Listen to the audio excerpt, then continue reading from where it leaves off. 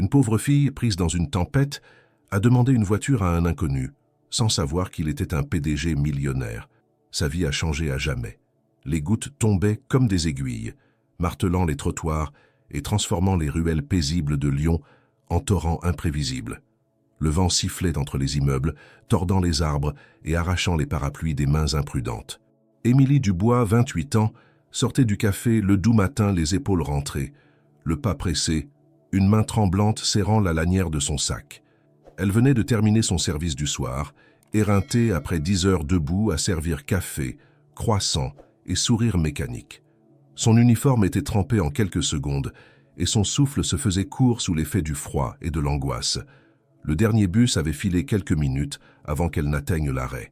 Elle avait vu ses phares disparaître au coin de la rue, emportant avec eux sa chance d'un retour au chaud. Son téléphone, éteint depuis la fin de l'après-midi, refusait de s'allumer malgré ses tentatives frénétiques. Batterie vide. Aucun moyen d'appeler un taxi. Aucun abri à proximité. Elle avait hésité, puis s'était résolue à marcher, suivant la départementale qui serpentait en dehors de la ville, espérant croiser une station-service ou un hôtel ouvert. L'eau ruisselait sur son visage, glissant dans son cou, trempant sa chemise déjà collée à sa peau. Chaque pas faisait un bruit mouillé, ses chaussures aspirant la boue comme des éponges. La nuit était noire, le ciel bas, sans lune pour la guider, seulement les phares occasionnels de voitures roulant trop vite pour s'arrêter. Son souffle formait de petits nuages devant sa bouche et ses dents claquaient dans le silence ponctué de rafales de vent. Le paysage autour d'elle se résumait à des champs noyés, des bosquets indistincts, et cette route interminable qu'elle n'osait quitter. Chaque bruit dans l'obscurité devenait suspect. Un cri d'animal, le craquement d'une branche, même le claquement de ses propres pas semblait menaçant. Elle resserra son écharpe autour de son cou, mais le tissu, trempé, n'offrait plus aucune chaleur. Elle se surprit à parler tout haut pour se donner du courage. « Allez, Émilie, tu as vu pire. Tu vas rentrer, tu vas te sécher, et demain tu riras de tout ça. » Mais même sa voix tremblante ne la rassurait plus. Au bout de ce qui lui sembla une éternité, elle aperçut enfin la lumière d'un virage. Des phares approchaient, lents, hésitants. Elle s'arrêta sur le bas-côté, levant un bras engourdi. Le véhicule, un grand modèle sombre, ralentit, puis s'immobilisa à quelques mètres. Pendant une seconde, Émilie sentit son cœur cogner violemment dans sa poitrine. Et si ce n'était pas une bonne idée? Mais la pluie redoublait et ses jambes tremblaient si fort qu'elle avait du mal à rester debout. La portière côté passager s'ouvrit avec un claquement discret. Un homme, assis au volant, tendit légèrement la tête vers elle. Il portait un costume sombre, ses traits à peine visibles dans l'éclairage intérieur tamisé. Sa voix, grave mais calme, coupa le silence comme un couteau. « Montez, vous allez tomber malade. » Elle hésita une seconde de plus, scrutant son visage à la recherche du moindre indice de menace. Mais il restait impassible, les mains posées sur le volant, le regard droit. Elle finit par grimper à bord, tremblante. La chaleur immédiate de l'habitacle lui fit tourner la tête. Elle ferma la portière en frissonnant et s'enfonça dans le siège, trop fatiguée pour formuler une pensée cohérente. L'homme enclencha doucement la vitesse et le véhicule reprit sa route, glissant dans la nuit comme un spectre silencieux. Émilie se tourna légèrement vers lui, la gorge sèche. Elle allait le remercier, poser une question, mais il restait muet, concentré sur la route. Dans cet espace feutré, à l'abri de la pluie et du vent, un étrange calme s'installa. Émilie n'avait aucune idée de l'endroit où ils allaient, ni de qui était cet inconnu au volant de cette voiture de luxe. Mais pour la première fois depuis qu'elle avait quitté le café, elle se sentit en sécurité. Elle posa sa tête contre la vitre tiède, regardant les gouttes d'eau tracer des chemins aléatoires sur le verre. Son esprit flottait entre épuisement et vigilance. Le silence de l'homme n'était pas hostile, mais il portait une densité étrange, comme s'il avait l'habitude d'être écouté sans parler, comme si sa présence seule suffisait à imposer une forme de respect ou de distance. Au loin, les lumières d'une petite ville apparaissaient. Le voyage venait à peine de commencer et déjà quelque chose avait changé. Émilie ne savait pas encore que cette nuit, née d'un coup de vent et d'un oubli de chargeur, allait bouleverser le cours de sa vie. Le silence du véhicule n'était troublé que par le frottement régulier des essuie-glaces contre le pare-brise et le bourdonnement discret du moteur. Émilie, trempée jusqu'aux os, ne savait plus si elle devait se sentir soulagée ou inquiète. Son instinct lui criait de rester sur ses gardes, mais la fatigue l'avait affaiblie. Elle se tourna à peine vers l'homme qui conduisait. Il semblait détaché de tout, les yeux fixés sur la route noyée sous les pluies de fin d'hiver, son profil à peine éclairé par les reflets de lampadaires épars. Elle remarqua qu'il portait une chemise parfaitement repassée, une cravate sombre, un costume sans un pli, un contraste saisissant avec sa propre apparence défaite. La voiture, un modèle haut de gamme aux finitions irréprochables, filait sur la départementale comme un navire sur une mer agitée. L'intérieur sentait le cuir neuf et une légère touche d'ambre gris. Les mains de l'homme étaient fermes sur le volant, mais sans crispation. Il respirait lentement, comme s'il était en plein contrôle, non seulement de la voiture, mais de tout ce qui l'entourait. Émilie, curieuse malgré elle, osa un regard vers le tableau de bord. Les commandes étaient digitales, modernes, propres. Rien à voir avec les voitures d'occasion dans lesquelles elle avait voyagé toute sa vie. Après plusieurs minutes de silence tendu, elle trouva le courage de parler d'une voix hésitante. « Merci, je ne savais pas quoi faire. Mon téléphone est mort et il n'y avait plus de bus. » L'homme hocha doucement la tête sans la regarder. Il répondit simplement « La nuit n'est pas faite pour marcher seul, surtout par ce temps. » Sa voix était posée, grave, mais sans froideur. Il ne souriait pas, ne posait aucune question. Il conduisait, concentré, comme s'il s'était engagé dans cette tâche par obligation morale, non par intérêt. Ils roulèrent encore quelques minutes, croisant à peine d'autres véhicules. La pluie persistait, battante, et la nuit semblait sans fin. Le silence entre eux n'était pas inconfortable, mais pesant, comme s'il y avait quelque chose de non dit qui flottait dans l'air. Émilie observait son reflet tremblant dans la vitre. Ses cheveux châtain clair, habituellement attachés en queue de cheval, pendaient en mèches collées à ses joues. Son maquillage, presque inexistant, avait disparu depuis longtemps. Elle se sentait exposée, vulnérable, comme si chaque goutte sur sa peau rendait visibles des fissures qu'elle avait toujours su cacher. Le silence fut interrompu par le son mécanique de la radio, qui s'alluma automatiquement. Une voix grave et monotone annonçait les nouvelles du marché économique.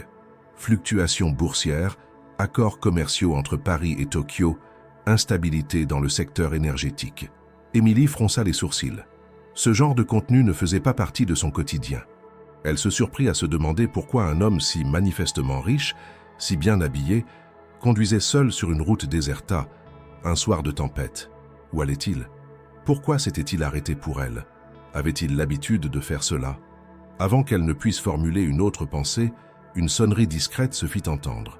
L'homme appuya sur un bouton du volant et la voix qui répondit en haut-parleur parlait un français chargé d'un accent nord-européen. « Monsieur Leroux, les investisseurs de Zurich sont déjà connectés. Ils attendent votre présence depuis 10 minutes. Dois-je leur dire que vous repousserez la réunion ?» Il répondit calmement sans même hausser le ton. « Non, dites-leur que j'aurai quelques minutes de retard. Je vous rejoins dès que possible. » Puis la communication se coupa, laissant Émilie figée. Mathieu Leroux. Le nom ne lui disait rien, du moins pas encore.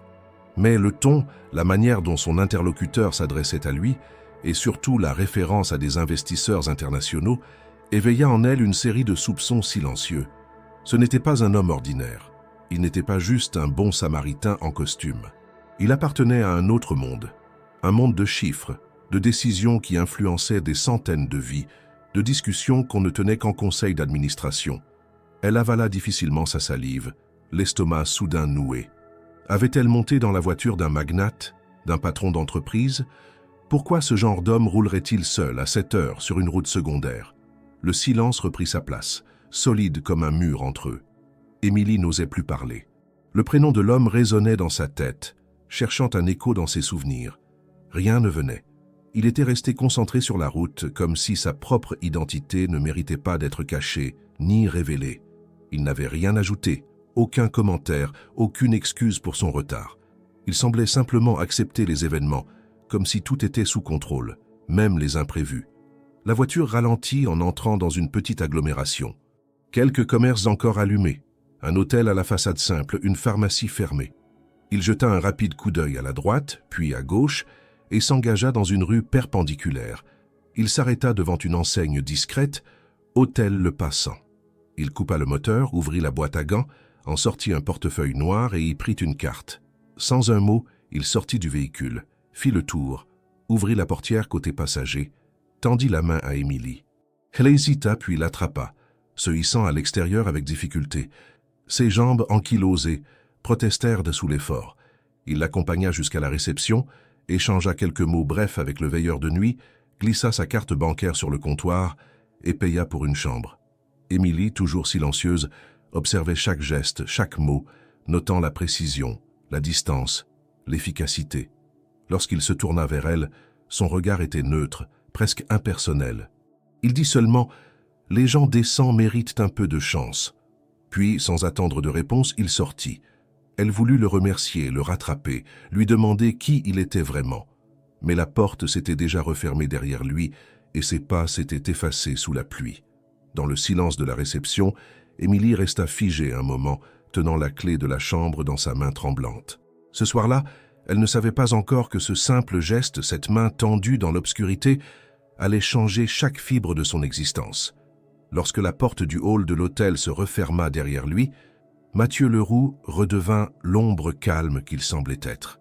Émilie monta dans la chambre modeste, des pensées tourbillonnantes accompagnant chacun de ses pas.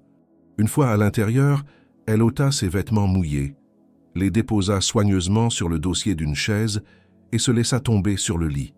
Le matelas grinça sous son poids, mais l'accueil chaud des draps propres lui fit lâcher un soupir presque douloureux. Pourtant, elle ne parvenait pas à se détendre. Pas. Dans sa mémoire, chaque détail du trajet refaisait surface avec une précision dérangeante. Les gestes de l'homme, son silence, la voix de son interlocuteur au téléphone, la phrase énigmatique qu'il avait laissée en partant. Le sommeil finit par l'emporter, mais ce fut une nuit morcelée, peuplée de rêves flous et d'ombres sans nom.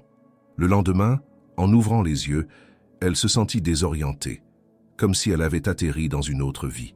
Il fallut quelques secondes pour que les souvenirs de la veille s'imposent à nouveau. Elle se leva, se lava rapidement et descendit à la réception.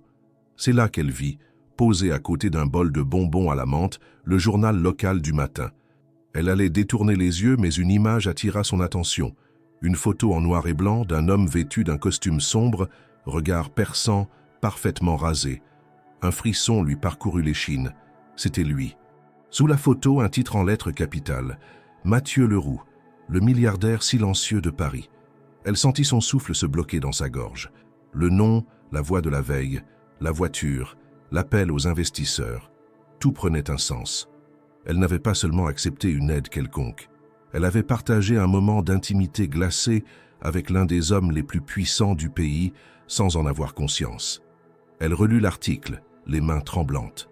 On y parlait de sa discrétion légendaire, de sa fortune colossale, construite à travers des investissements dans la finance verte, la technologie, l'immobilier de luxe. Il était décrit comme un homme insaisissable, refusant systématiquement les interviews, n'apparaissant jamais dans les mondanités, connu pour sa froideur stratégique autant que pour ses gestes discrets de philanthropie. L'article ajoutait que personne ne connaissait vraiment sa vie privée. Pas de famille visible, pas de relations connues, aucun scandale. Simplement un empire construit sur l'analyse, l'anticipation et une maîtrise absolue du silence. Émilie sentit son cœur cogner violemment. Elle s'était endormie en croyant que cette nuit étrange n'était qu'un contretemps. Mais maintenant, elle comprenait que quelque chose d'autre s'était passé, quelque chose qu'elle ne pouvait pas encore nommer. Elle quitta l'hôtel après avoir rendu la clé, remerciant distraitement le réceptionniste. Dans la rue, la pluie avait cessé, mais le ciel restait chargé de gris. Chaque pas vers l'arrêt de bus lui semblait plus incertain que la veille. Le monde n'avait pas changé, mais elle, si. Elle retourna au café en silence, les mains dans les poches, son esprit ailleurs. L'équipe la reçut avec les plaisanteries habituelles sur sa mésaventure sous la pluie, mais elle ne répondit que par des sourires tendus. Durant les jours qui suivirent, Émilie tenta de reprendre le rythme. Elle évitait de penser à cette nuit, tentant de ranger ce souvenir dans un coin reculé de sa mémoire. Mais c'était impossible. Chaque fois que la radio diffusait un bulletin économique, chaque fois qu'un client commandait un café en costume, chaque fois qu'elle voyait une voiture noire ralentir dans la rue, elle revoyait son regard, entendu, mais distant. Qui était-il vraiment, au-delà des titres de journaux? Pourquoi s'était-il arrêté pour elle? Et surtout, pourquoi cette impression que tout cela n'était pas un simple hasard? Elle en était là de ses pensées, un après-midi, alors qu'elle nettoyait des tasses derrière le comptoir, Lorsqu'elle entendit la clochette de la porte d'entrée, elle leva les yeux par habitude, et son cœur manqua un battement. Il était là, debout dans l'embrasure, vêtu du même style de costume, les mains dans les poches, regard calme. Il s'avança avec lenteur, observa l'intérieur du café et s'installa à une table près de la fenêtre sans dire un mot. Émilie sentit le sang quitter son visage. Elle posa la tasse qu'elle tenait, prit une inspiration et s'avança vers lui. Son corps agissait sans elle, automatique, tandis que son esprit criait des dizaines de questions sans réponse. Arrivée à sa hauteur, elle tenta de parler, mais aucun son ne sortit. Il leva les yeux vers elle, simplement, et dit « Un café, s'il vous plaît ». Sa voix était identique à celle de la veille, calme, lisse, maîtrisée. Elle acquiesça, recula d'un pas, prépara la boisson avec des gestes mesurés, puis la déposa sur la table. Il la remercia d'un simple hochement de tête. Pendant qu'il buvait, il observait les passants par la vitre comme s'il cherchait à retrouver quelque chose qu'il avait laissé dehors. Puis, sans prévenir, il posa une carte sur la table, but une dernière gorgée et se leva. Il la regarda une dernière fois et dit seulement « Ce n'était pas un hasard ». Puis il sortit aussi calmement qu'il était entré. Émilie resta figée, les yeux rivés sur la carte. Elle n'osait pas la toucher, comme si elle portait une charge électrique. Finalement, elle tendit la main, la prit et lut ce qui y était inscrit. Un logo élégant, un nom.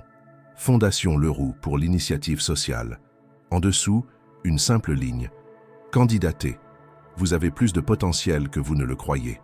Aucune signature, aucun numéro personnel, rien que cette injonction douce, presque irréelle. Ce soir-là, chez elle, Émilie s'assit sur son lit, la carte entre les doigts. Le monde venait d'ouvrir une porte qu'elle n'avait jamais osé imaginer. Et au-delà de cette porte, un inconnu lui tendait une chance. Elle ignorait encore si elle allait l'attraper, mais pour la première fois depuis longtemps, elle sentit une étincelle naître dans le creux de son ventre. Le lendemain, Émilie se leva avec une agitation nouvelle, un mélange de nervosité et d'attente suspendue. Toute la nuit, elle avait tourné dans son lit, incapable de détourner son esprit des événements récents. L'image de Mathieu Leroux, assis dans le café comme un client ordinaire, refusait de s'effacer. Elle avait relu la carte au moins une dizaine de fois, comme si les mots allaient se transformer ou révéler un sens caché. Elle l'arrangea finalement dans son portefeuille, en prenant soin de ne pas l'abîmer, et partit travailler comme si rien n'avait changé. Mais tout avait changé. Au café, les heures s'étirèrent dans une étrange lenteur. Chaque son semblait plus fort, chaque commande plus lourde.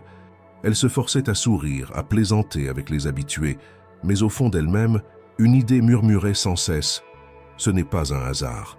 Cette phrase, laissée comme une énigme par Mathieu, la hantait. Qui était-elle pour attirer l'attention d'un homme pareil? Elle n'avait pas de diplôme prestigieux, pas de réseau, pas de passé remarquable, juste une vie de travail, de résilience et de rêves étouffés. Et pourtant, il l'avait regardée comme si elle comptait. À la fin de son service, alors que la lumière du jour tombait derrière les vitres du café, elle rangea son tablier, ramassa ses affaires et sortit sans un mot. Ses pieds la guidèrent, presque inconsciemment, vers un arrêt de tram. Elle ne savait pas exactement où elle allait, mais le nom sur la carte tournait en boucle dans son esprit. Elle entra les coordonnées dans une borne numérique et suivit les instructions. 15 minutes plus tard, elle se tenait devant un bâtiment discret, moderne, avec une plaque simple où l'on pouvait lire « Fondation Leroux pour l'initiative sociale ». L'accueil était chaleureux, professionnel, mais sans faste. Une jeune femme à la réception lui demanda son nom. Émilie hésita, puis le donna. La réceptionniste lui tendit un formulaire, lui proposa un café. Tout semblait fluide, presque normal. Pourtant, elle sentait une tension dans son ventre, comme si elle franchissait une frontière invisible. En remplissant les champs du formulaire, nom, adresse, niveau d'études, aspiration professionnelle, elle se rendit compte à quel point elle avait peu l'habitude de se projeter. On lui demandait ce qu'elle voulait faire, pas ce qu'elle faisait pour survivre. Elle resta longtemps sur cette ligne, le stylo suspendu. Finalement, elle écrivit « Créer un atelier de couture durable pour femmes en difficulté ». Elle n'avait jamais formulé ce rêve ainsi, à voix haute ou par écrit. C'était un souvenir ancien, presque effacé. Sa mère, couturière à domicile, passait ses journées à réparer des chemises et des robes usées, et Émilie l'aidait à trier les tissus, à recoudre des boutons. Elle avait grandi dans cet univers de fils et d'aiguilles, où chaque vêtement racontait une histoire, mais la vie l'avait poussée ailleurs. Le rêve était resté, tapi dans l'ombre. Elle rendit le formulaire. On lui dit qu'elle serait recontactée si sa candidature était retenue pour la prochaine phase. En sortant, le vent froid la frappa au visage, mais elle ne frissonna pas. Quelque chose venait de s'ouvrir en elle. Ce n'était pas une promesse, juste une possibilité. Mais parfois, une possibilité suffisait à changer un destin. 3 semaines plus tard, elle reçut un appel. Une voix professionnelle lui annonça qu'elle avait été présélectionnée pour une série d'entretiens et qu'elle devait préparer un projet structuré à présenter devant un comité. Émilie raccrocha, la gorge serrée. Elle resta immobile plusieurs minutes, le téléphone encore dans la main.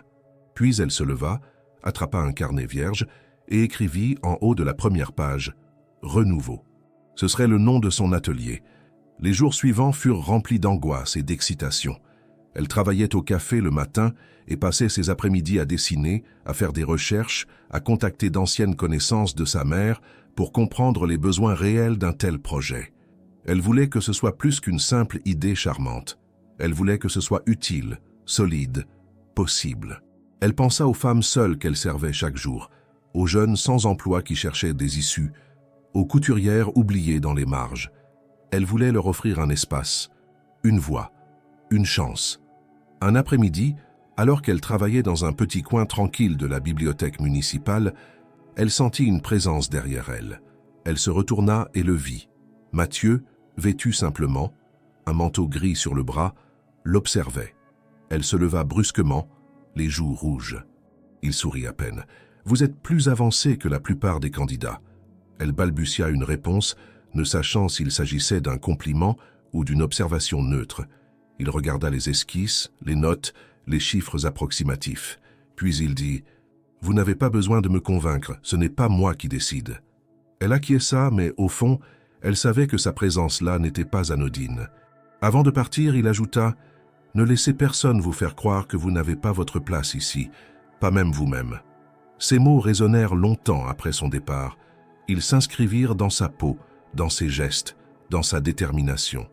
Elle comprenait mieux maintenant. Ce n'était pas de la charité ni du favoritisme. C'était une manière de réveiller une force qu'elle portait sans le savoir. Le jour de l'entretien arriva. Émilie s'habilla sobrement, avec soin. Elle emporta son dossier, entra dans la salle de réunion avec la tête haute. Le jury était composé de 6 personnes, hommes et femmes, tous vêtus de manière élégante, mais non ostentatoire. Ils l'écoutèrent avec attention. Elle présenta son projet, sa vision, ses objectifs. Elle parla avec passion, sans détour, sans embellir son parcours. Elle raconta les nuits sans sommeil, les souvenirs d'enfance, les doutes, mais aussi les convictions. Quand elle eut fini, un des membres du jury, un homme aux lunettes fines et au ton sec, lui demanda « Pourquoi vous? Qu'avez-vous de plus qu'une autre ?» Elle prit une inspiration, puis répondit « Je n'ai rien de plus, mais j'ai tout approuvé, et je suis prête à me battre pour chaque mètre que je gagne. » Il haussa un sourcil mais ne dit rien. Elle quitta la pièce, le cœur lourd, incertaine de l'issue. Mais une chose était sûre, elle n'avait plus peur de son reflet. Et dans ce miroir nouveau qu'elle découvrait, il y avait une femme qu'elle apprenait enfin à croire. Les jours suivants se déroulèrent dans une étrange bulle de tension. Émilie, entre 2 services au café, passait ses soirées à relire son dossier, corriger ses schémas, ajuster les projections de son projet Renouveau. L'attente du verdict de la Fondation Leroux devenait un poison discret dans sa routine. Chaque vibration de son téléphone, chaque email qui arrivait déclenchait une montée d'adrénaline, suivie d'un soupir déçu quand ce n'était qu'une publicité ou une confirmation de rendez-vous banal. Mais au-delà de l'angoisse, elle sentait une autre force l'habiter, la conviction d'avoir retrouvé un morceau de soi qu'elle avait trop longtemps oublié. Un matin, alors qu'elle rangeait les chaises de la terrasse du café après une courte averse, elle vit arriver une cliente habituelle avec un journal roulé sous le bras. Elle le posa sur une table, commanda son thé, puis partit rapidement pour son bureau. Émilie, en nettoyant la table, aperçut à nouveau ce visage familier sur la première page. Le titre, bien en évidence, captait immédiatement l'attention. Mathieu Leroux, l'homme de l'ombre qui redessine l'économie française. Elle prit le journal entre ses mains, l'ouvrit avec précaution et se plongea dans l'article. Il s'agissait d'un portrait approfondi, rare, presque intime. Le journaliste, visiblement chanceux d'avoir obtenu quelques mots de l'intéressé, dressait le profil d'un homme à la fois discret et influent, ayant transformé des pans entiers de l'économie grâce à des investissements ciblés dans les énergies renouvelables, l'éducation et l'innovation sociale. On y apprenait qu'il avait commencé très jeune, après des études en mathématiques appliquées et une brève carrière dans la finance internationale, avant de fonder sa propre société d'investissement. Mais ce qui frappa Émilie, ce ne fut pas tant les chiffres impressionnants, ni les noms de grandes entreprises associées à son parcours, mais bien les rares passages où l'on évoquait ses silences. Le journaliste expliquait que Mathieu Leroux parlait peu, même dans ses cercles proches, qu'il ne se montrait presque jamais en public, qu'il fuyait les dîners de gala, qu'il n'avait ni compte personnel sur les réseaux sociaux, ni porte-parole officiel. Il gérait son image comme il gérait ses projets, avec précision, distance et une absence totale d'ego. Ce portrait, bien que neutre, dégageait une aura mystérieuse. Et en lisant chaque ligne, Émilie revoyait l'homme au volant, dans le silence d'une nuit battue par la pluie, les yeux fixés sur la route, la voix calme. À la fin de l'article, une phrase lui sauta aux yeux. Ce que l'on sait peu, c'est que derrière les chiffres, Mathieu Leroux a créé plusieurs fondations visant à soutenir ceux que le système oublie. Cette phrase, courte, simple, confirmait tout. Il ne s'agissait pas seulement d'un caprice de riche philanthrope, ni d'une stratégie de communication. Il y avait là un choix réfléchi, profond, un engagement personnel. Dans l'après-midi, alors qu'elle rangeait les couverts, son téléphone vibra dans sa poche. Elle s'essuya rapidement les mains sur son tablier, sortit l'appareil et lut le message. « Félicitations. Votre projet a été retenu pour la dernière phase. Merci de vous présenter au siège de la Fondation jeudi à 14 h. Elle sentit son cœur exploser dans sa poitrine.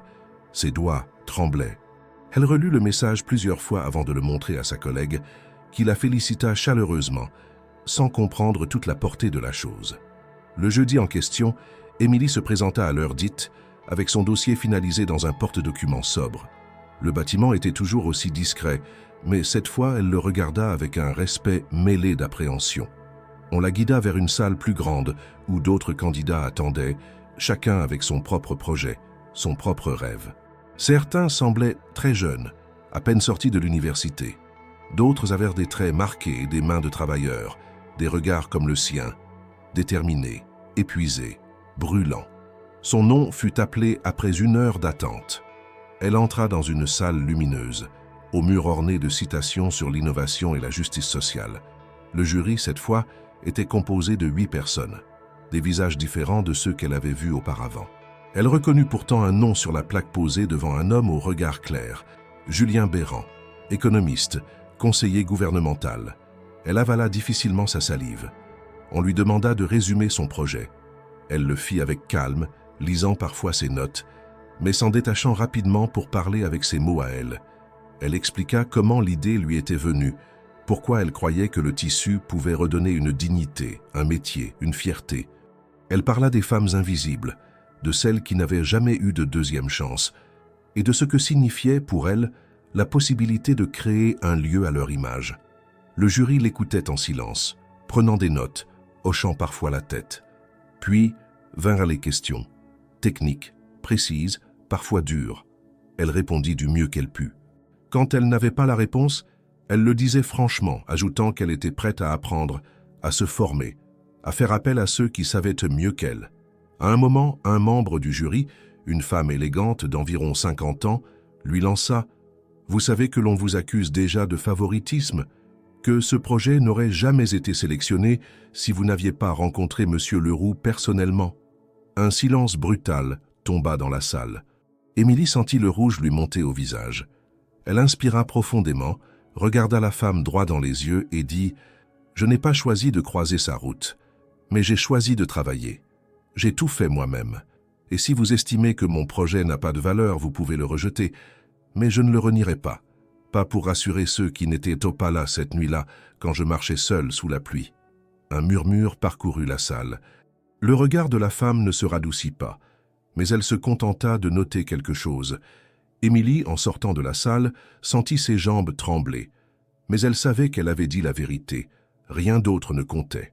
En attendant la décision finale, elle retrouva un banc près du Rhône, s'y assit, et regarda l'eau couler. Elle pensa à sa mère, aux années passées à recoudre des destins usés. Elle se dit qu'elle ne voulait pas seulement réussir, elle voulait réparer. Pour elle, pour les autres, pour tout ce que le monde avait laissé de côté. Les jours qui suivirent l'entretien furent teintés d'incertitude et de silence. Émilie, partagée entre l'attente et le besoin de se distraire, se plongea dans son travail au café avec une énergie nouvelle. Elle observait les clients avec un regard différent, attentive aux gestes, aux regards, comme si chacun d'eux pouvait lui donner une clé pour comprendre le monde dans lequel elle était en train de pénétrer. Pourtant, une question revenait sans cesse, obsédante. Allait-elle être choisie? Et si oui, qu'est-ce que cela allait vraiment changer? Le vendredi matin, alors qu'elle essuyait les verres derrière le comptoir, la porte du café s'ouvrit doucement. Un courant d'air tiède s'engouffra dans la pièce et une silhouette familière entra, attirant immédiatement son regard. Mathieu Leroux. Il portait une veste de lin clair, sans cravate, et avait l'air étonnamment détendu. Il s'approcha du comptoir comme un client habituel, salua d'un signe de tête, puis s'assit à la même table que la dernière fois, près de la fenêtre. Son regard balaya la salle comme s'il cherchait à s'imprégner de l'atmosphère. Émilie sentit son estomac se nouer. Elle se força à garder une respiration stable, termina de sécher les verres, puis s'avança vers lui.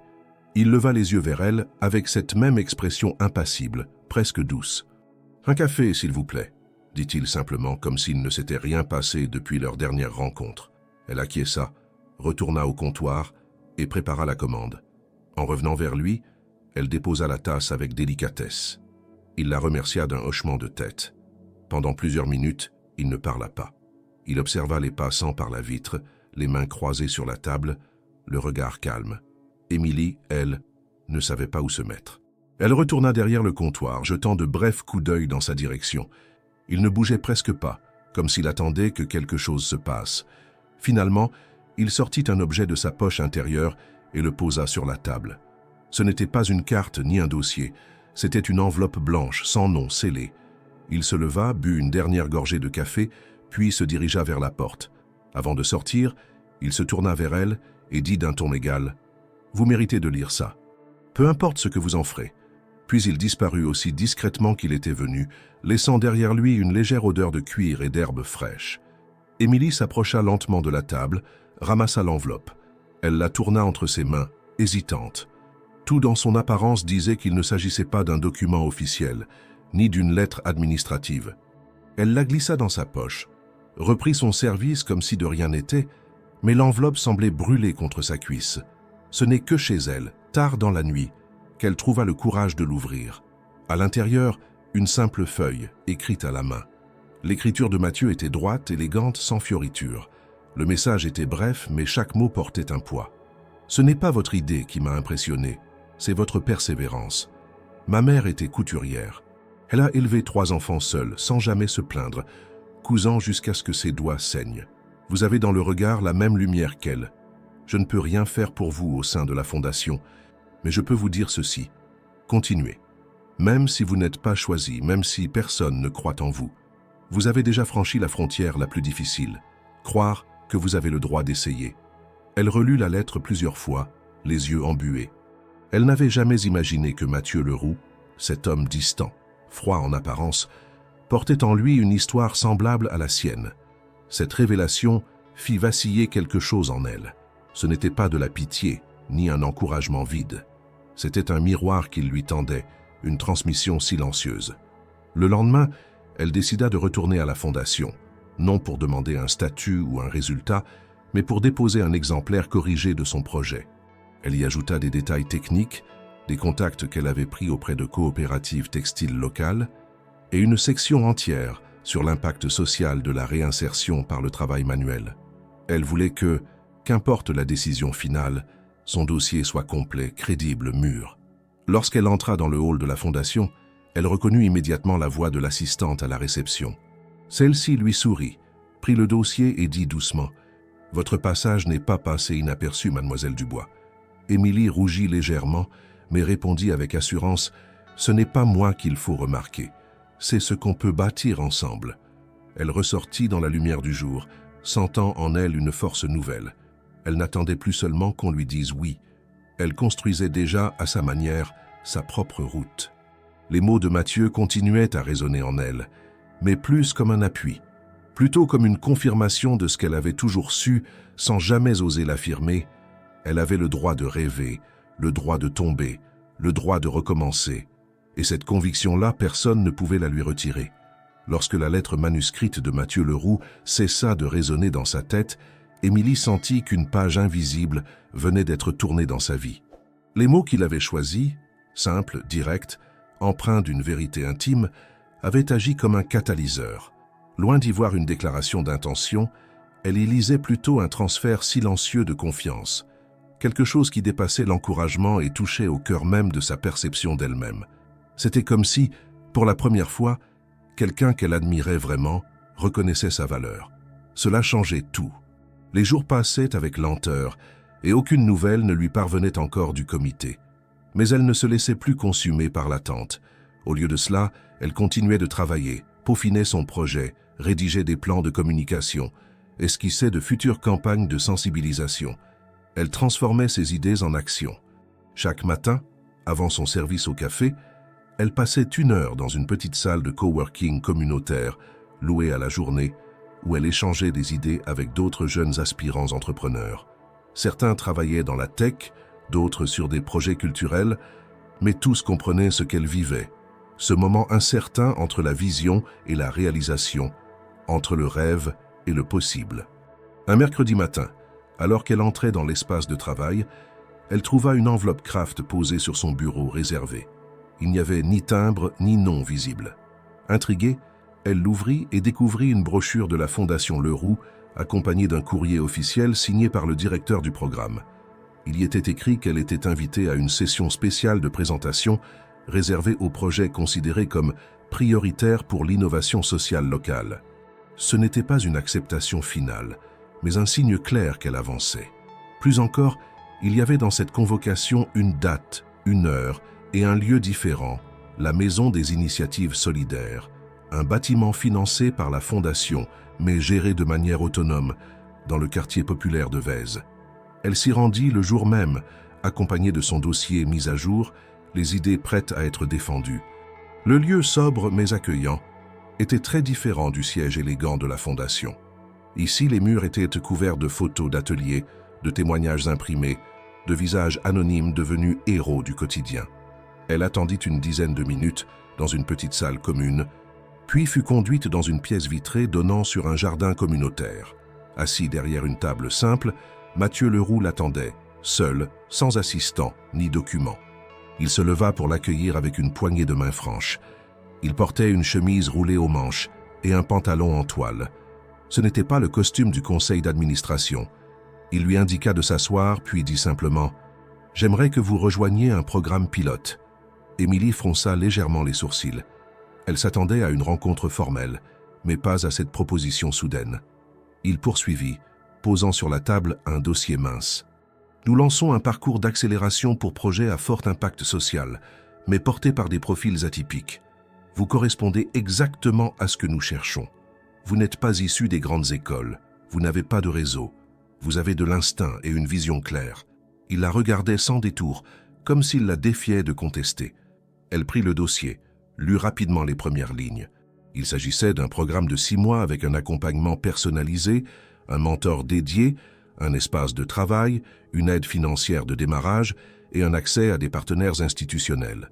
Mais surtout, aucune garantie de financement final. À la fin du parcours, chaque projet serait évalué de nouveau et seuls les plus solides recevraient un soutien pérenne.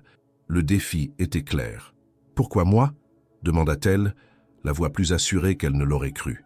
Il esquissa un sourire. « Parce que vous n'êtes pas venu frapper à la porte. Vous avez reconstruit la vôtre. Parce que vous avez transformé un souvenir en plan d'action. Parce que vous ne cherchez pas la reconnaissance, mais l'impact. » Puis il ajouta, plus sérieusement, « Et parce que je crois que vous saurez faire de cette chance autre chose qu'un privilège. » Elle resta silencieuse quelques secondes. L'envie de dire oui la brûlait déjà, mais une part d'elle voulait comprendre ce que cela impliquerait vraiment. Elle posa une question qui la surprit elle-même. « Et si je déçois ?» Mathieu répondit sans hésiter « Ce serait votre droit. Mais vous ne le ferez pas. parce que les gens comme vous ne s'arrêtent pas à l'échec. Ce jour-là, elle signa le formulaire de participation. En sortant du bâtiment, le soleil filtrait à travers les nuages, dessinant une lumière chaude sur les pavés humides. Elle marcha sans but pendant 1 heure, la brochure contre son cœur. Elle n'avait pas encore réalisé toutes les implications de son choix, mais elle savait une chose avec certitude. Elle avait franchi un seuil invisible. Plus question de douter, plus question de se cacher derrière les excuses. Elle était entrée dans l'arène, non pas pour prouver sa valeur aux autres, mais pour ne plus jamais renier ce qu'elle savait désormais d'elle-même. Le programme venait à peine de commencer qu'Émilie sentit le poids de l'exigence s'abattre sur ses épaules. La Fondation Leroux, fidèle à sa réputation, n'avait rien laissé au hasard. Chaque semaine, les candidats retenus devaient suivre des ateliers de développement personnel, des séances de mentorat intensif, des formations en gestion et surtout préparer la présentation détaillée de leur projet devant un nouveau comité d'experts dans un délai de 3 mois. Cette fois, pas de place pour les intentions généreuses ou les discours passionnés. Tout devait être chiffré, mesuré, documenté. L'impact social devait se démontrer aussi clairement qu'un rendement financier. Émilie, bien qu'habituée à travailler dur, découvrit une fatigue différente, intellectuelle, mentale, permanente. Elle dormait peu, mangeait à peine, prenait des notes sans relâche. Le moindre chiffre mal aligné, la moindre formulation trop vague, suffisait à faire s'effondrer une journée entière de travail. Elle partageait un espace de travail avec 4 autres candidats, tous aussi motivés qu'elle. L'un d'eux développait un projet de ferme urbaine. Une autre souhaitait créer une maison de répit pour aidants familiaux. Un troisième s'attaquait à la fracture numérique dans les quartiers délaissés. L'émulation était forte, mais la pression aussi. Chacun savait que seuls 2 projets recevraient le soutien complet de la Fondation à la fin du parcours.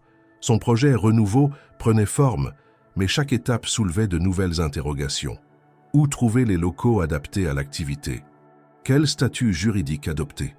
Comment articuler la formation des femmes avec une production suffisamment rentable? Comment convaincre des partenaires sans antécédents commerciaux solides?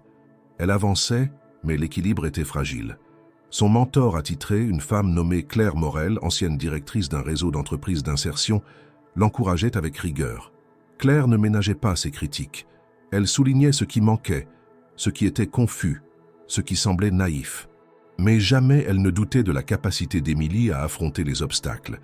Elle lui rappelait sans cesse « Vous ne partez pas avec un désavantage, vous partez avec une perspective que peu comprennent. C'est votre force. » Un après-midi pluvieux, alors qu'elle peinait à finaliser la partie financière de son dossier, Émilie fut convoquée pour un entretien intermédiaire devant un groupe réduit d'évaluateurs. Il s'agissait d'un test à mi-parcours, sans incidence directe sur la sélection finale, mais essentiel pour ajuster le cap. Elle s'y rendit nerveuse, son dossier sous le bras, révisant mentalement ses arguments. La salle était sobre, avec une table ovale entourée de 5 personnes. Parmi elles, un homme qu'elle n'avait jamais vu auparavant, aux cheveux gris et au regard perçant, se tenait en bout de table. Il se présenta comme Antoine Lesage, consultant externe. Le début de l'entretien se passa sans accroc. Les questions étaient techniques, précises, mais Émilie avait préparé ses réponses. Elle parlait avec clarté, sans s'emporter, articulant les enjeux sociaux avec les contraintes économiques. Puis, alors qu'elle exposait la structure de ses partenariats envisagés, Antoine Lesage l'interrompit d'un ton sec. « Pardonnez-moi, mais est-ce que vous pensez vraiment être ici uniquement pour la qualité de votre dossier ?» Un silence s'abattit dans la pièce. Émilie resta figée, prise de court. Il poursuivit. « Il faut être honnête. Vous avez reçu une attention que d'autres n'ont pas. Vous avez rencontré Monsieur Leroux personnellement. Il a parlé de vous dans 2 réunions internes. Cela crée un biais. Votre projet est bon, certes. Mais est-ce qu'il est excellent? Ou juste favorisé? » Émilie sentit une chaleur brutale monter à son visage. Elle ne s'attendait pas à cette attaque frontale. Elle inspira lentement, regarda chaque membre du comité, puis répondit d'une voix posée. « Je suis ici parce que j'ai marché sous la pluie jusqu'à ce qu'une voiture s'arrête. Mais cette voiture ne m'a pas offert un avenir. Elle m'a donné une nuit au chaud. Le reste, je l'ai construit moi-même. Si vous pensez que ce projet est là à cause d'un traitement de faveur, alors étudiez-le sans me regarder. Laissez-le parler pour moi. » La salle resta silencieuse quelques secondes. Antoine Lesage nota quelque chose sans commenter. L'entretien se termina peu après. En sortant, Émilie avait les mains glacées, mais le cœur battant. Elle avait survécu à la tempête, pas celle de l'entretien, mais celle du doute. Cette fois, elle n'avait pas fui. Elle n'avait pas cherché à se justifier, ni à s'excuser d'exister dans un monde qui n'avait pas été bâti pour elle. Le soir même, elle reçut un message de Claire. Entretien tendu, mais réponse claire. Continuez comme ça. Elle s'autorisait à sourire. Pas de célébration, pas de certitude. Juste une avancée. Chaque jour, 1 mètre de plus. Le lendemain, elle reçut un appel inattendu. Mathieu Leroux. Sa voix, toujours calme, semblait porter une nuance de gravité inhabituelle. Il lui demanda si elle pouvait passer le voir en dehors du cadre officiel. Elle accepta. Lorsqu'elle arriva au lieu indiqué, un petit bureau privé dans le centre de Lyon, il la fit entrer sans protocole, lui proposa un thé, puis s'assit face à elle. Il paraissait fatigué, moins austère que d'habitude. Il lui raconta, presque à voix basse, que sa mère avait été accusée, à son époque, d'avoir bénéficié d'aides illégitimes pour ouvrir sa boutique de couture, que des hommes influents avaient insinué que son succès n'était pas dû à son travail, mais à des protections invisibles. Il baissa les yeux puis ajouta « Je ne pouvais pas laisser ces voix vous atteindre sans que vous sachiez que je les ai entendues moi aussi, bien avant vous, et que j'y ai survécu, à condition de continuer sans jamais leur répondre. » Émilie sentit une émotion sourde la traverser. Ce n'était pas de la compassion, ni un discours de soutien. C'était un partage d'expérience, brute, honnête. Elle répondit simplement « Je n'ai plus peur. Ils peuvent douter. Je sais ce que je construis. » Il acquiesça lentement. Il n'avait plus rien à ajouter. Cette nuit-là, elle travailla plus tard que d'habitude. Et pour la première fois depuis le début du programme, elle ne le faisait pas pour prouver qu'elle était à la hauteur. Elle le faisait parce que chaque détail, chaque ligne du dossier, chaque élément de son plan d'action représentait quelque chose qu'elle avait choisi. Et désormais, rien ni personne ne pourrait lui ôter cela. Émilie s'était accrochée à son projet comme on s'agrippe à une corde au-dessus du vide. Depuis le jour où elle avait déposé sa candidature, chaque moment, chaque minute volée entre 2 shifts au café, chaque soir passé à réécrire son plan d'affaires au lieu de dormir, l'avait rapprochée d'un point de bascule. Et pourtant, ce n'était pas l'angoisse de l'échec qui la consumait maintenant. C'était ce murmure lancinant, installé dans le fond de son esprit depuis l'échange brutal avec Antoine Lesage. La question n'était plus « suis-je capable ?» mais « me laisseront-ils prouver que je le suis ?» Elle s'en voulait de douter. Elle s'en voulait même d'avoir été atteinte. Les propos du consultant n'étaient aucune provocation, elle le savait. Pourtant, ils avaient réveillé des peurs anciennes, des souvenirs enfouis de remarques entendues trop jeunes, trop souvent. « Tu n'es pas faite pour ça. Ce n'est pas un monde pour toi. Contente-toi de ce que tu as. » Elle avait grandi dans un univers où l'on ne rêvait pas grand, où chaque ambition était vite étouffée par le pragmatisme brutal de la nécessité. Et maintenant qu'elle avait osé franchir cette ligne invisible, elle se heurtait à la résistance silencieuse de ceux qui pensaient que sa place n'était pas là. Un soir, alors qu'elle relisait ses notes à la lumière tamisée d'une lampe de bureau, elle reçut un message de Mathieu. Court, direct, presque impersonnel. Il proposait de la retrouver dans un atelier à la périphérie de Lyon. Curieuse, elle accepta. Il lui donna une adresse dans un quartier industriel en reconversion où d'anciens entrepôts avaient été transformés en espaces créatifs. Lorsqu'elle arriva, l'endroit était désert. Le bâtiment semblait abandonné, mais une porte métallique était entr'ouverte. Elle entra et fut saisie par l'odeur familière de tissus, de poussière et de bois anciens.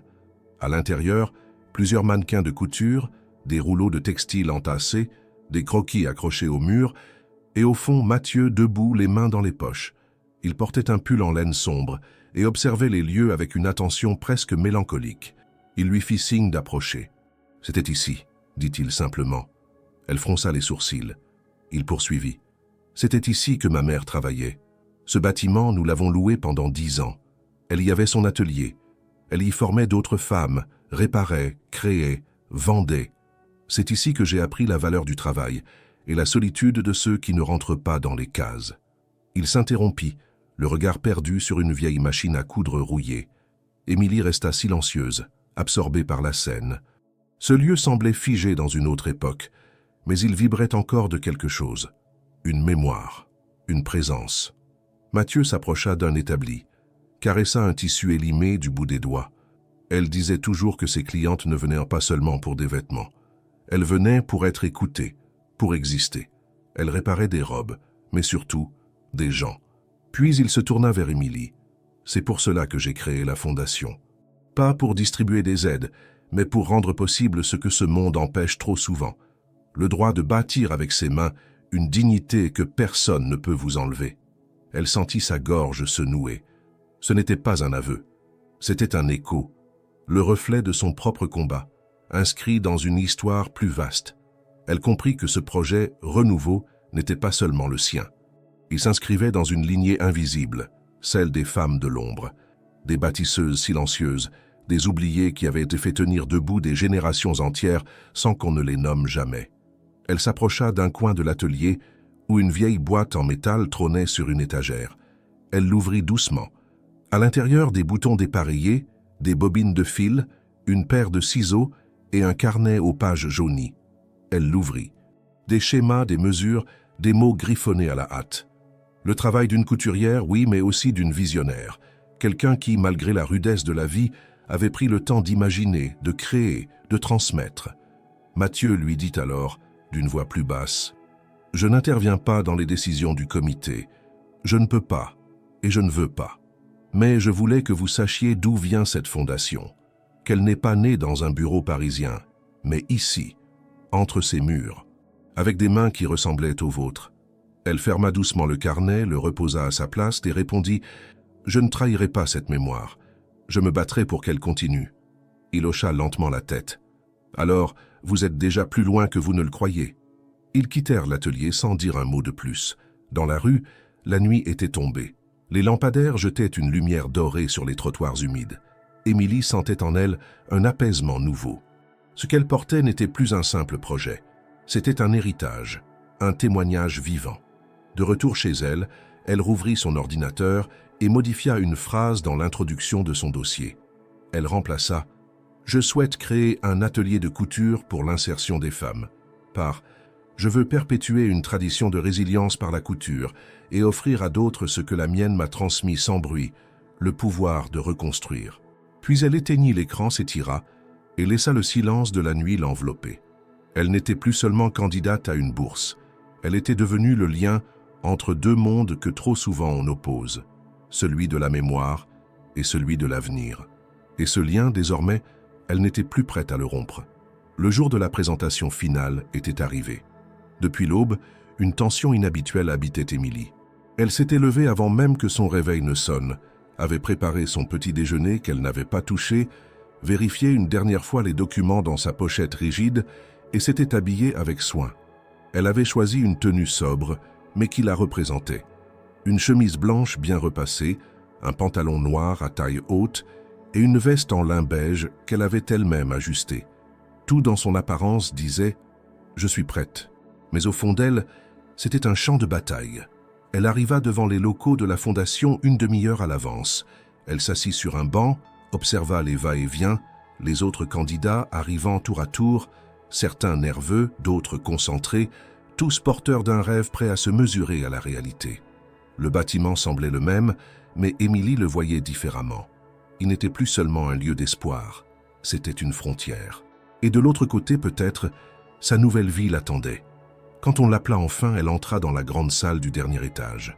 Une pièce lumineuse, aux baies vitrées donnant sur la ville, un tapis gris clair, des plantes vertes aux angles, et au centre, une table ovale entourée des membres du comité. 9 personnes, toutes en silence, regardant vers elle. Sur la table, son dossier. Devant elle, un micro. À droite, un écran pour la projection de ses supports. Elle inspira profondément et prit la parole. « Bonjour, je suis Émilie Dubois, et voici Renouveau, un projet d'atelier de couture éthique destiné à redonner une voix, une dignité et une autonomie aux femmes éloignées de l'emploi. » Sa voix était claire, posée. Pas de tremblement, pas de précipitation. Elle avait répété ce discours plus de 100 fois, mais à cet instant, chaque mot semblait jaillir d'une source nouvelle, plus ancrée, plus vibrante. Elle déroula son argumentaire avec précision. La genèse du projet, son ancrage personnel, la demande sociale identifiée, les partenaires potentiels, le plan financier, le modèle économique hybride entre insertion et production artisanale, les projections à 1 an, 3 ans, 5 ans. Puis elle présenta les femmes qu'elle souhaitait intégrer dans la première phase, anciennes victimes de violences, migrantes sans réseau, mères isolées. Elle évoqua les collaborations prévues avec des structures sociales, les ateliers de transmission intergénérationnelle, les circuits courts d'approvisionnement en matières premières. Puis elle s'arrêta, ferma le dossier et regarda chacun des membres du comité. Ce projet n'est pas une ambition personnelle, c'est une réponse à un vide, à une douleur collective que j'ai connue de près. Et si vous décidez aujourd'hui de le soutenir, vous ne financez pas seulement une activité. Vous affirmez qu'il est possible de réparer, de réintégrer, de créer à partir de ce que le monde considère comme perdu. Un silence profond suivit. Puis vinrent les questions. Techniques d'abord. Sur les marges prévues, la formation des bénéficiaires, la viabilité du modèle à long terme. Elle répondit avec rigueur, s'appuyant sur ses recherches, ses entretiens de terrain, les ajustements réalisés depuis la phase pilote. Puis vinrent les questions plus sensibles. Comment comptez-vous gérer l'échec éventuel d'une des participantes? Elle répondit, comme un retard, pas une fin. L'important n'est pas de réussir du premier coup, mais de ne pas être seul face à l'échec. Un autre membre demanda, et si vous n'êtes pas prête à diriger une équipe? Elle répondit, alors je l'apprendrai comme j'ai appris tout le reste, pas en théorie mais dans l'action. Enfin, la présidente du comité, une femme élégante d'une 60aine d'années, ancienne ministre des Affaires sociales, lui posa la dernière question. Pourquoi vous, Émilie? Pourquoi ce projet mérite-t-il, parmi tant d'autres, de passer en priorité? Elle marqua une pause, puis dit lentement, « Parce que j'ai traversé la nuit à pied, sans rien d'autre que ma volonté. Parce que j'ai refusé de me taire quand on m'a accusé d'être favorisé. Parce que je ne veux pas réussir seul, mais avec et pour d'autres. Et parce que depuis le premier jour, je n'ai jamais cessé de marcher. » Un léger frémissement parcourut la salle. Le jury remercia Émilie et lui demanda de patienter dans le salon d'attente pendant la délibération. Elle sortit de la salle, le souffle court, le cœur battant à tout rompre. Dans le couloir, elle retrouva d'autres candidats, certains visiblement déçus, d'autres silencieux. Le temps semblait figé. 45 minutes plus tard, un collaborateur de la fondation apparut et lut à haute voix les décisions. 2 projets recevraient un soutien complet. 2 autres bénéficieraient d'un appui conditionnel, sous réserve de résultats mesurés à 6 mois. Le reste n'était pas retenu. Émilie ferma les yeux un instant. Quand son nom fut prononcé parmi ceux qui obtiendraient un soutien sous condition, elle sentit son cœur bondir. Ce n'était pas une victoire totale, mais c'était une avancée. Un pari sur sa capacité à transformer sa promesse en réalité. On lui expliqua qu'elle disposerait d'un local temporaire, d'un financement initial réduit et d'un accompagnement stratégique. Si elle atteignait les objectifs fixés à la fin des 6 mois, elle obtiendrait un partenariat durable avec la Fondation. Elle remercia sans voix, signa les documents, reçut un calendrier de suivi, puis sortit dans la lumière éclatante de l'après-midi. Dans la rue, elle ne cria pas, ne sauta pas de joie. Elle marcha lentement, le visage levé vers le ciel. Ce jour-là, elle n'avait pas gagné un concours, elle avait franchi une frontière, et devant elle s'ouvrait maintenant le vrai terrain de bataille, le terrain de la réalité. Mais elle n'avait plus peur. Elle savait désormais que la pluie, le doute, les accusations, l'attente, les regards, rien de cela ne pourrait jamais l'arrêter, parce qu'elle avait appris à marcher, et qu'elle n'était plus seule. Les 6 mois qui suivirent la présentation furent une épreuve à la fois exaltante et implacable. Émilie plongea corps et âme dans la mise en place de l'atelier Renouveau. Elle investit le local temporaire mis à disposition par la Fondation, un ancien dépôt rénové en bordure du quartier de la Guillotière, lumineux, bien situé mais encore brut. Les murs étaient nus, le sol en béton brut, les installations électriques à peine opérationnelles. Pourtant, pour elle, cet espace représentait un sanctuaire. Elle y vit non pas un endroit froid, mais un champ fertile prêt à être cultivé. Elle installa elle-même les premières tables de travail, récupéra des machines à coudre auprès de dons privés et d'ateliers de quartier en déclin, mit en place des étagères, acheta des tissus de récupération et constitua un premier stock de matériel. L'énergie déployée était phénoménale. Émilie travaillait sans relâche, parfois jusqu'à minuit, parfois jusqu'à l'aube. Elle accueillait les premières bénéficiaires du programme, des femmes venues de structures d'accueil, d'associations locales, d'initiatives sociales. Chacune portait un bagage, souvent lourd, parfois silencieux. Il y avait Hafsa, réfugiée syrienne, ancienne professeure d'art textile. Il y avait Mireille, 60 ans, sortie du chômage après 20 ans d'inactivité. Il y avait Lina, jeune femme sans diplôme, mais à l'œil aiguisé et à l'instinct de création rare. Émilie ne leur promettait pas un emploi, mais un lieu, un point de départ, une respiration, un endroit où, entre les aiguilles, les bobines et les patrons, elles pouvaient reprendre possession d'elles-mêmes. Les premiers mois furent chaotiques. Les machines tombaient souvent en panne, les horaires étaient instables, les objectifs de production difficilement atteints. Mais petit à petit, une dynamique s'installa. Les femmes s'approprièrent l'espace. Elles personnalisèrent leur coin de travail, partagèrent leurs recettes à la pause déjeuner, décorèrent le mur du fond avec des citations brodées, improvisèrent des cours pour les nouvelles arrivées. Le bouche à oreille fit son œuvre. Un petit marché local proposa de vendre leurs créations. Un photographe bénévole proposa de documenter l'aventure. Une journaliste d'un magazine alternatif fit un portrait d'Émilie parlant de l'atelier où les femmes recousent à leur place dans le monde. Le titre la fit sourire, mais elle savait que la route était encore longue. Elle devait atteindre les objectifs fixés par la Fondation: rentabilité minimale, impact social mesurable, stabilité opérationnelle. Les chiffres avançaient, mais lentement. Elle redoutait le rapport d'évaluation final. C'est alors que les premières rumeurs apparurent. D'abord floues, relayées par des échos de conversations qu'elle ne comprenait pas. Puis plus claires, on évoquait au sein même de la Fondation un malaise. Certains membres du conseil d'administration auraient exprimé des réserves sur son projet, non pour des raisons économiques, mais pour des motifs plus troubles. Proximité supposée avec Mathieu Leroux, soupçons de conflit d'intérêts, favoritisme latent.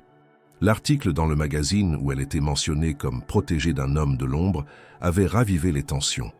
Émilie sentit cette menace grandir comme une ombre au-dessus de ses épaules. Elle tenta d'ignorer, de se concentrer sur les femmes, sur le travail, sur les progrès tangibles.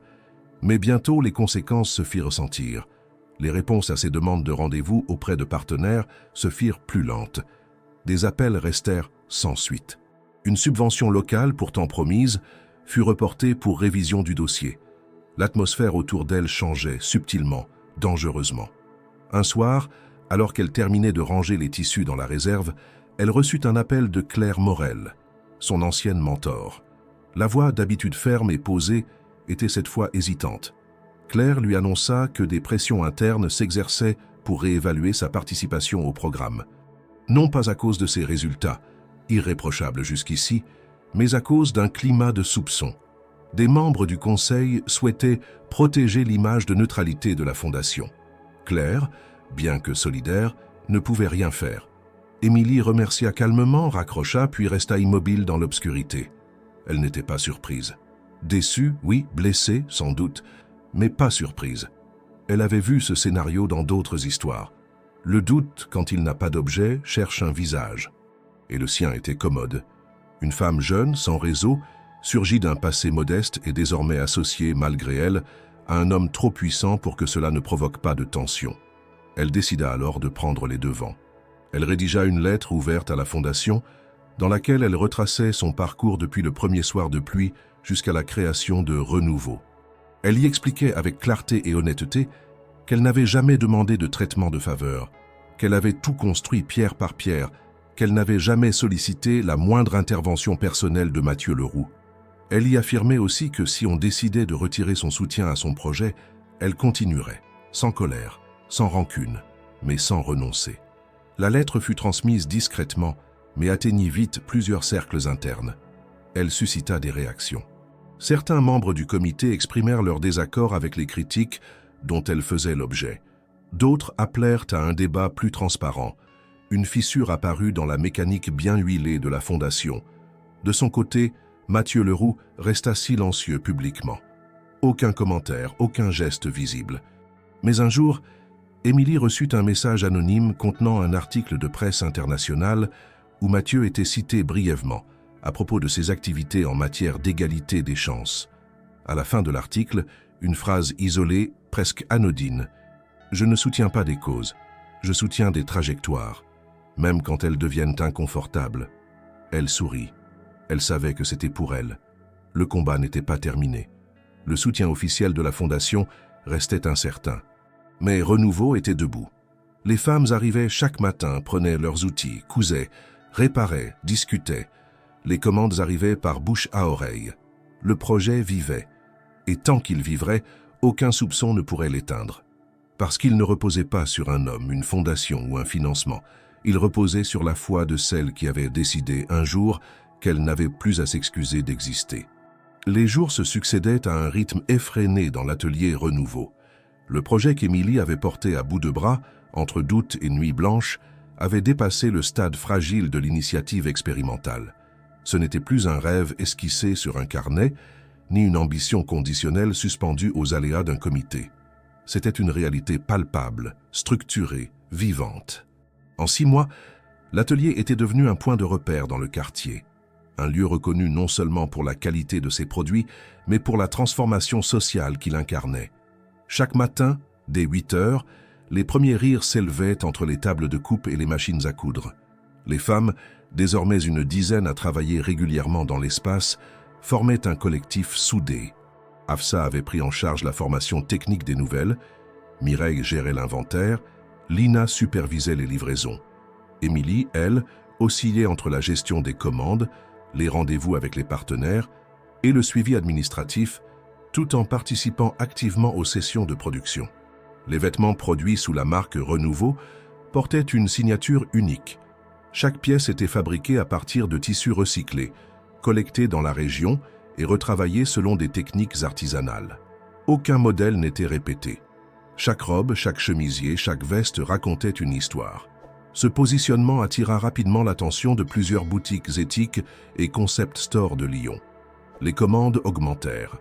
Un petit site internet, simple mais efficace, permit aux clientes d'acheter en ligne. Des journalistes indépendants, sensibles à la démarche, consacrèrent des articles au projet. Mais au-delà du succès commercial modeste mais croissant, c'était l'impact humain qui frappait. Une psychologue bénévole venue en observatrice nota dans son rapport que l'atelier produisait un effet de réhabilitation identitaire chez les participantes. Le fait de créer, de produire, de voir leur travail exposé, acheté, valorisé, transformait leur regard sur elles-mêmes. Plusieurs d'entre elles, qui avaient longtemps refusé tout engagement social ou professionnel par peur de l'échec, envisageaient désormais de poursuivre une formation, de monter leur propre activité ou même de rester au sein de l'atelier comme encadrante. Émilie ne cherchait pas les projecteurs, mais sa constance, son intégrité et la singularité de sa démarche finiraient par attirer l'attention d'acteurs plus influents. Une élue municipale, engagée sur les questions d'insertion et d'économie circulaire, visita l'atelier un matin. Touchée par ce qu'elle vit, elle proposa à Émilie d'intégrer un réseau de projets soutenu par la mairie, avec la possibilité d'obtenir un bail longue durée et un accompagnement renforcé. Une opportunité précieuse pour stabiliser la structure, investir dans de nouveaux équipements et planifier une montée en puissance maîtrisée. Quelques semaines plus tard, un appel inattendu l'a surpris dans l'atelier. Il s'agissait d'une invitation à participer à un événement caritatif d'envergure régionale, un gala réunissant entrepreneurs sociaux, mécènes, responsables associatifs et personnalités publiques, organisé dans un château aux abords de Lyon. La Fondation Leroux, bien que discrète, en était l'un des principaux partenaires. Le nom de Mathieu n'apparaissait nulle part sur l'invitation, mais Émilie comprit immédiatement qu'il serait présent. Elle hésita longuement avant d'accepter. Elle n'avait jamais aimé les lieux de représentation, les costumes trop serrés, les discours calibrés. Elle craignait d'y être vue comme un symbole, un exemple à exhiber, un alibi social pour un système qu'elle continuait de trouver inégal. Mais elle comprit aussi que ce serait l'occasion de porter la voix de celle qu'on n'entend jamais, pas pour obtenir des faveurs, mais pour rappeler que l'efficacité n'est pas l'apanage des puissants. Le soir de l'événement, elle arriva vêtue d'une robe conçue dans son atelier, cousue à la main par Afsa et ajustée par Mireille. Une pièce simple, élégante, à partir de tissus destinés à la benne. Sur son poignet, un bracelet fabriqué à partir de chutes de cuir par Lina. Rien de clinquant, tout avait du sens. En entrant dans la grande salle illuminée, elle se sentit un instant submergée. Les regards, les conversations feutrées, les rires étudiés, mais elle redressa la tête et avança. On la présenta à plusieurs invités, certains curieux, d'autres manifestement condescendants. Elle répondit avec politesse, sans chercher à séduire. Elle savait que sa présence ici n'était pas une faveur. Elle l'avait conquise. Lors du repas, elle fut invitée à dire quelques mots. Elle refusa d'abord, mais la présidente de séance insista. Alors elle se leva, prit le micro et parla, non d'elle-même, mais des femmes de l'atelier. Elles ne demandent pas la charité. Elles ne demandent même pas la reconnaissance. Elles veulent créer, contribuer, transmettre. Elles veulent être vues, non pour leurs failles, mais pour leurs forces. Et ce que nous avons bâti dans notre petit local de la Guillotière, c'est un lieu où chacune retrouve le droit d'être complète, imparfaite, mais entière. La salle fut silencieuse. Certains applaudissaient par automatisme, d'autres étaient réellement émus. Mais un regard, au fond, la captait plus que tous les autres. Assis à une table discrète, presque dans l'ombre, Mathieu Leroux l'observait. Il ne souriait pas. Il acquiesçait, d'un geste lent, presque imperceptible. Elle se rassit. Le gala reprit son cours. Mais quelque chose avait changé. Ce n'était plus seulement le parcours d'Émilie que les gens observaient. C'était la preuve, en temps réel, qu'une idée juste, portée avec sincérité et travail, pouvait exister sans se compromettre. Une vérité simple, mais que tant d'espace oubliait. Quand elle quitta le château, bien après minuit, le ciel était clair et l'air avait cette fraîcheur de l'été en fin de course. Elle marcha jusqu'à l'arrêt de taxi, les mains dans les poches, et sourit. Elle avait traversé bien plus qu'un gala. Elle avait traversé le doute, les soupçons, l'indifférence, et en était sortie droite. Et elle savait que ce n'était que le début. Le matin suivant le gala, Émilie se réveilla tard. Ce n'était pas seulement la fatigue accumulée, ni l'émotion de la veille. C'était un silence intérieur, dense, comme si quelque chose en elle s'était stabilisé. Dans le miroir, elle se regarda longuement, sans phare, sans après. Elle vit une femme qui avait marché contre le vent, traversé des regards pleins de doutes, résisté à l'usure du soupçon et tenu debout. Non par orgueil, mais parce que céder aurait été plus violent que tenir. Elle arriva à l'atelier vers 10 heures. L'endroit était déjà en pleine activité. Les machines ronronnaient, des morceaux de tissu jonchaient les tables, les femmes riaient, discutaient, travaillaient. Mireille était en train de repasser une chemise destinée à une commande spéciale. Afsa animait un atelier de broderie pour 2 nouvelles recrues. Lina vérifiait les stocks avec une concentration admirable. En entrant, Émilie fut accueillie comme une des leurs, sans fanfare, sans formalisme. Ici, elle n'était pas celle qui a réussi, ni celle du gala.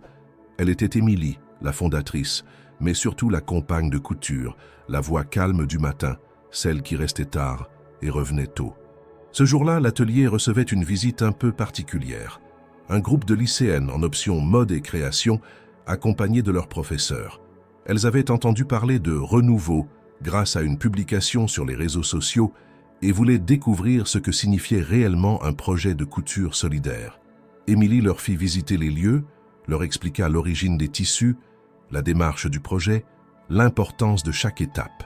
Elle vit dans leur regard la même lueur qu'elle avait eue, adolescente, en observant sa mère coudre à la lumière d'une lampe trop faible. À la fin de la visite, une jeune fille timide s'approcha d'elle et demanda « Et vous pensiez devenir chef d'entreprise quand vous étiez au lycée ?» Émilie sourit doucement. « Je pensais devenir invisible, et puis un jour, quelqu'un m'a regardé comme si j'avais de la valeur. Et j'ai décidé de continuer à marcher dans cette direction. » Elle ne précisa pas de qui elle parlait. Ce n'était plus nécessaire. Ce même après-midi, elle reçut un appel de la Fondation Leroux. Une voix formelle lui annonça que, suite au bilan des 6 mois, le comité avait validé le passage de son projet au niveau supérieur. Renouveau allait bénéficier d'un soutien pluriannuel, d'un accompagnement stratégique sur 3 ans et d'une mise en réseau avec d'autres initiatives similaires à l'échelle nationale. Elle remercia calmement, puis coupa l'appel. Pas de larmes, pas de cris, juste un soupir long profond et la certitude d'avoir franchi une nouvelle étape. Une semaine plus tard, elle fut invitée à une cérémonie de clôture du cycle d'accompagnement. Ce n'était pas un gala, ni un événement mondain, plutôt une réunion sobre, entre porteurs de projets, mentors, membres de la fondation. Elle hésita à y aller. Tout semblait désormais en place. Le combat était ailleurs, sur le terrain. Mais elle décida de venir non pour recevoir, mais pour témoigner. Quand vint son tour de parler, elle se leva, s'approcha du pupitre et posa une feuille devant elle. Elle ne la lut pas. Elle parla à voix nue, sans notes. « Je ne vais pas vous parler de résultats ni de chiffres, je vais vous parler d'une nuit. Une nuit où je marchais seul sous la pluie, sans abri, sans téléphone, sans rien d'autre que mes pas. Et ce soir-là, une voiture s'est arrêtée. Un homme m'a offert un toit, un silence et une phrase. Ce n'était pas un miracle, ce n'était pas une dette, c'était un geste. Un de ces gestes qui ne changent pas une vie, mais qui l'écartent, très légèrement, de la chute. Elle marqua une pause. Le silence dans la salle était total. Je ne suis pas ici grâce à cette nuit. Je suis ici parce qu'après cette nuit, j'ai décidé de ne plus marcher comme si je n'avais pas de destination. Et si je suis venu ce soir, c'est pour remercier ce geste. Celui d'un inconnu, d'un homme dont on dit beaucoup, mais que moi je n'ai connu que dans une voiture trempée, à écouter la pluie tomber. Elle regarda au fond de la salle. Mathieu était là. Il ne bougeait pas. Mais elle vit dans ses yeux cette même intensité calme, cette reconnaissance muette. Elle reprit. « Je veux que ce geste ne soit plus une exception. Je veux que d'autres voitures s'arrêtent, que d'autres regards reconnaissent, que d'autres mains tendent, sans condition, sans agenda. Et si mon travail peut servir à ça, alors j'aurai réussi. » Elle quitta le pupitre sous les applaudissements. Certains timides, d'autres sincères, quelques-uns bouleversés. À la fin de la soirée, alors qu'elle s'apprêtait à partir, Mathieu s'approcha d'elle. Ils ne parlèrent pas tout de suite. Il lui tendit une boîte longue, fine. À l'intérieur, un mètre ruban ancien, en tissu brodé, jauni par le temps. « C'était celui de ma mère », dit-il simplement. Elle l'appelait sa boussole. Elle ferma la boîte avec soin et répondit « Alors je marcherai avec ». Ce soir-là, Émilie rentra à pied. Il ne pleuvait pas. La ville semblait plus vaste, plus douce. Dans sa main, la boîte. Dans son cœur, une certitude nouvelle. Elle n'était plus seulement la femme qu'on avait aidée. Elle était celle qui désormais tendait la main. Et chaque jour, chaque fil cousu, chaque femme formée, chaque robe terminée serait une trace de ce geste initial. Celui d'un homme qui s'était arrêté sur une route et avait vu en elle ce qu'elle n'osait pas encore voir. Et c'est ainsi que naissent les véritables révolutions, dans le silence d'un instant, dans le souffle d'un mot, dans la lumière d'un regard. Pas dans les cris ni dans les titres, mais dans la constance tranquille de ceux qui décident, un jour, de ne plus détourner les yeux.